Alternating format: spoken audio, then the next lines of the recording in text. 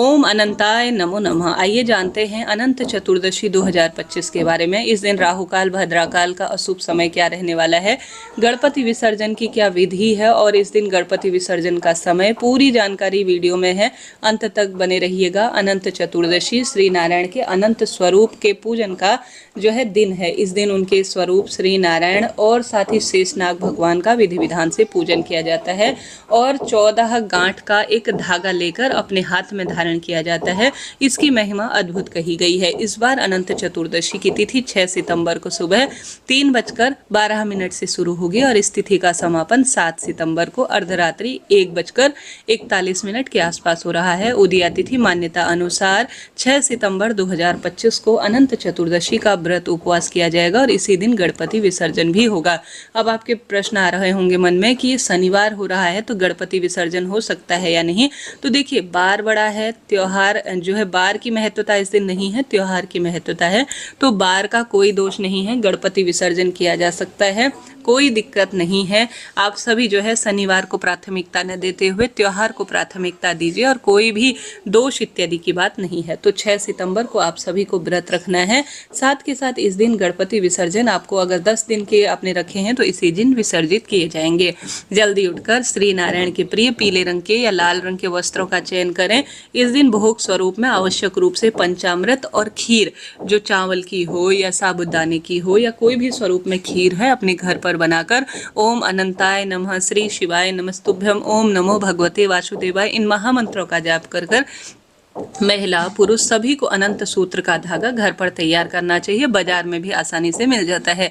किसी भी पीले वस्त्र को बिछाकर श्री नारायण के साथ शेषनाग भगवान की जो मूर्ति प्रतिमा है या अपने घर पर आप बनाकर भी आटे से मिट्टी से बना सकते हैं और शेषनाग भगवान का विधि विधान से रोली चंदन मोली अक्षत लगाकर विधि विधान से दीप प्रज्वलित कर विधि विधान से पूजन किया जाता है और व्रत कथा सुनकर सुंदर भोग इत्यादि समर्पित कर जो अनंत सूत्र 14 गांठ का अनंत सूत्र आप घर पर बनाएं या बाजार से लेकर आएं, भगवान जी के समक्ष प्रस्तुत करें और उसमें जो धागा है रोली चंदन मोली अक्षत लगाकर पुरुष जन अपने दाहिने हाथ की भुजा में और महिला अपने बाएं हाथ की भुजा में इसे धारण कर लीजिएगा। इससे श्रेष्ठ फलों की प्राप्ति होती है और साथ ही 14 दिन तक लगातार इसे पहना जाता है, फिर इसे उतार कर रख दिया जाता है। कई भक्तजन पूरे साल भी पहनते हैं, बहुत सुंदर इसका परिणाम मिलता है। साथ ही आप सभी अगर इस दिन सुंदर भाव सच्चे मन से कथा सुनते हैं, ओम अनंताय नमः, या आप सभी ओम श्री विष्णवे नमः या गायत्री मंत्र या श्री नारायण के किसी भी मंत्र का जाप करते हुए, श्री सुक्तम या विष्णु सहस्त्र नाम का पाठ करते हुए अनंत सूत्र को 108 बार अभिमंत्रित करते हैं या भगवान के सामने जप करते हुए इसे धारण करते हैं तो रोग दोष कष्ट संकट पीड़ाओं का नाश होता है और स्वतः ही सब सुख मिल जाते हैं। तो इस तरह से आपको यह पूजा विधि नियम रखना है और श्रेष्ठ फलों की प्राप्ति के लिए भगवान से प्रार्थना करनी है। इस दिन व्रत उपवास करने से बहुत अधिक सुंदर फलों की प्राप्ति होती है। तो 6 सितंबर शनिवार के दिन रहने वाले शुभ मुहूर्तों की जानकारी ले लेते हैं। सबसे पहले 6 तारीख को सूर्य उदय होगा सुबह 6:14, सूर्यास्त का समय शाम 6:35, ब्रह्म मुहूर्त पूजा का शुभ समय 6:38 से 5:36 के आसपास। अभिजीत मुहूर्त की बात कर लेते हैं तो 12 बजे से लेकर 12:39 तक का अभिजीत मुहूर्त का समय है। पूजा का शुभ मुहूर्त सुबह 6:07 से 1:41 के आसपास हो रहा है। इसमें से बीच में जो राहु काल का अशुभ समय है उसे आप छोड़ सकते हैं और पूरे दिन भर में और जो शुभ समय बताया है उस समय पूजा विधान किया जा सकता है, कोई दोष नहीं है। राहु काल का अशुभ समय सुबह 9 बजे से लेकर 10:30 के आसपास हो रहा है। राहु काल का त्याग कर आप पूरे दिन भर में जो मैंने शुभ समय बताया है उसमें आप कभी भी श्रेष्ठता के रूप में पूजन ध्यान उपवास नियम और कोई मंत्र जाप या कोई भी कार्य करना चाहते हैं तो निश्चित रूप से कर सकते हैं। अब इस दिन गणपति विसर्जन भी किया जाता है तो गणपति विसर्जन इस दिन सर्वश्रेष्ठता के रूप में कहा गया है। तो आपको गणपति विसर्जन कैसे करना है ध्यान से सुने। गणपति विसर्जन की श्रेष्ठ प्रक्रिया होती है और इसी से हमारा जीवन परिपूर्ण होता है। तो गणपति विसर्जन से पहले आप कुछ चीज़ों का ध्यान रखें, जैसे कि कभी भी जो गणपति के साथ रिद्धि सिद्धि हम सुपारी रूप में बनाते हैं उसका विसर्जन नहीं किया जाता है। इस चीज़ का ध्यान रखिएगा।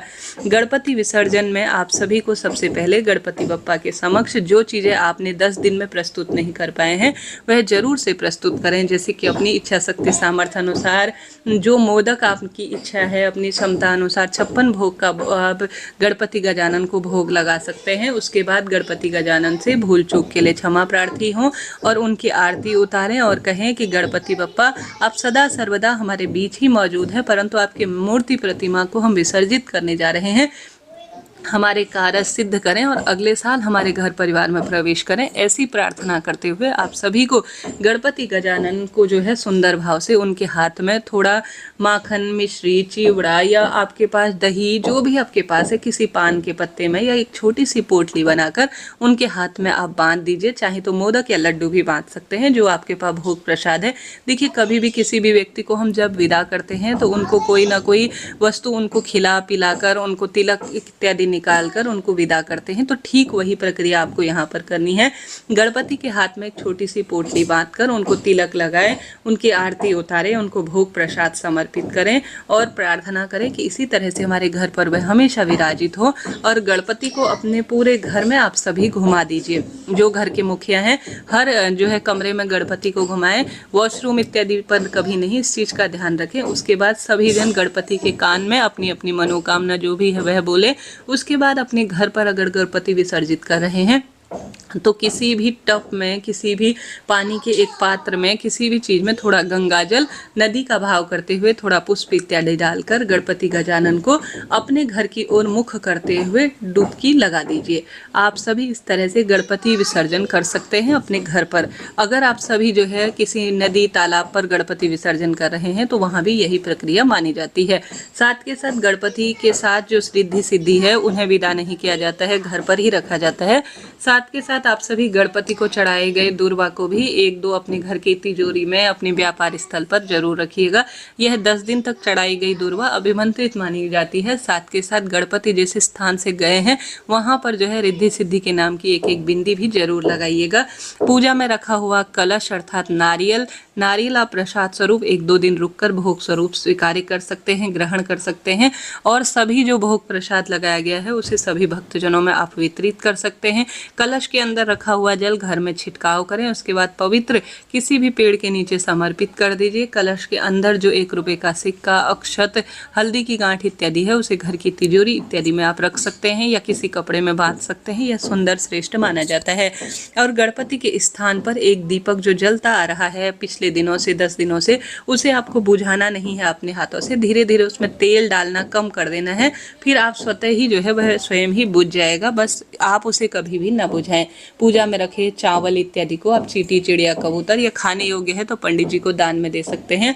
दक्षिणा इत्यादि है तो किसी मंदिर जो है स्थान पर भी आप दान दे सकते हैं। गणपति के मंदिर में दान कर सकते हैं। इस तरह से आपको यह पूजा के विधान को करना है। आशा है, उम्मीद है आपके लिए जानकारी योग्य रही होगी। गणपति विसर्जन के सभी 5 मुहूर्त मैंने स्क्रीन पर दिए हैं ताकि आपको कोई दिक्कत ना हो। जरा सा भी वीडियो उपयोगी रहते हैं तो राधे राधे लिखना ना भूले। हर हर महादेव।